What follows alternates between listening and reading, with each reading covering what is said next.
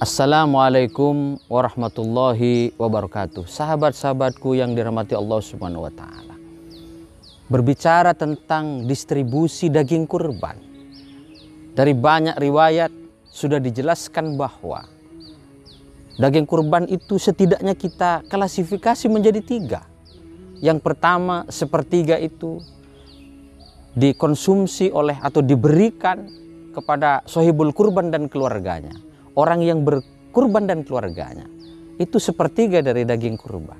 Sepertiganya lagi disedekahkan kepada orang-orang yang kurang mampu secara ekonomi, kaum fakir, kaum miskin, dan lain sebagainya. Terus yang ketiga adalah dihadiahkan. Dihadiahkan ini juga bisa kepada orang kaya, bisa dengan tetangga, bahkan bisa kepada orang non-muslim. Non-muslim juga bisa menerima hadiah daging kurban, sepanjang dia bukan kafir harbi. Dia bisa kategori kafir mu'ahad atau dia kafir dhimmi, boleh menerima daging kurban. Karena dalam sejarah Asma binti Abu Bakar pernah diperintahkan oleh Rasulullah SAW untuk menghadiahkan daging kurban kepada ibundanya yang masih musyrik, dan itu atas perintah Rasulullah Muhammad SAW. Artinya apa? Hari ini kita diperbolehkan menghadiahkan daging kurban kepada tetangga kita, lingkungan sekitar kita, dan ini yang harus diutamakan. Daripada kita serahkan kepada orang yang sangat jauh, kita utamakan lingkungan kita. Hatta non-muslim sekalipun, sepanjang dia berdamai dengan kita, bukan muslim yang berperang dengan kita. Yang nggak boleh itu non-muslim yang memerangi umat Islam dan mengusir umat Islam dari negerinya, itu yang nggak boleh. Dan muslim yang berdamai dengan kita, itu boleh menerima hadiah daging kurban. Sahabat-sahabatku yang dirahmati Allah Subhanahu wa taala. Persoalan berikutnya adalah mengenai daging kurban. Bagaimana daging kurban ini orang yang memotong atau jagal, kalau istilah di sini itu, menerima upah, bagaimana hukumnya?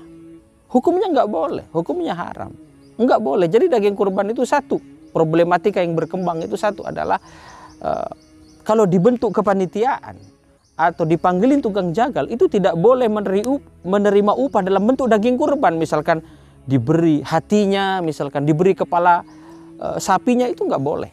Maka dia harus dibuat skema tersendiri, disiapkan anggaran tersendiri di luar skema daging kurban untuk memberikan upah kepada jagal atau panitia.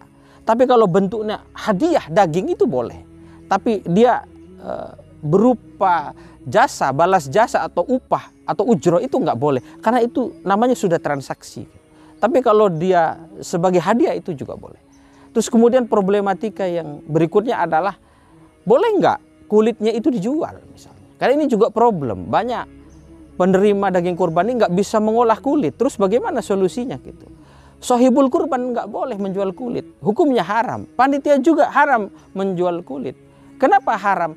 Karena panitia itu bukan amil kurban. Tidak dikenal istilah amil kurban.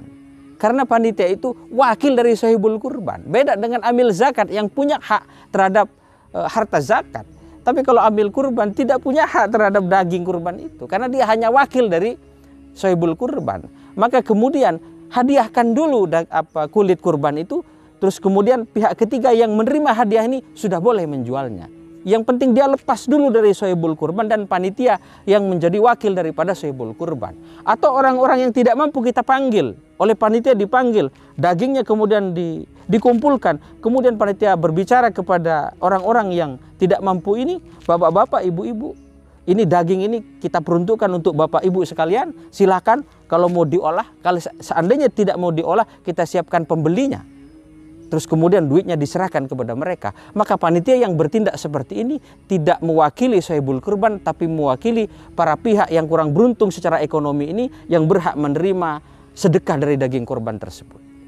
Sahabat-sahabatku yang dirahmati Allah Subhanahu wa taala, problematika yang ketiga adalah kambing itu. Banyak sekali yang mengatakan bahwa kambing itu untuk satu keluarga. Sebetulnya itu pahalanya, karena memang Nabi Muhammad pernah itu menyembelih satu kambing kibas, memerintahkan kepada Aisyah untuk menyiapkan goloknya. Terus kemudian Nabi menyembelih dengan tangannya sendiri. Kemudian Nabi berdoa, ya Allah, wahai Allah, terimalah kurban ini dari Muhammad, dari keluarganya Muhammad, dari umatnya dari Muhammad. Ini maksudnya adalah pahala. Ini maksudnya pahala. Sedangkan peruntukan daging domba atau kambing itu untuk satu orang. Sedangkan kerbau, sapi, dan onta itu 7 orang. Dan ini sudah jelas ibrohnya dalam sunnah, yaitu ketika peristiwa Sulhul Hudaybiyah. Para sahabat kemudian beriuran, patungan.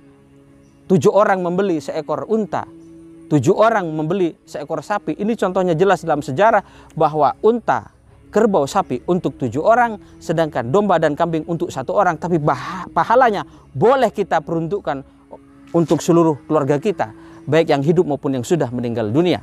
Mudah-mudahan bermanfaat. Wassalamualaikum warahmatullahi wabarakatuh.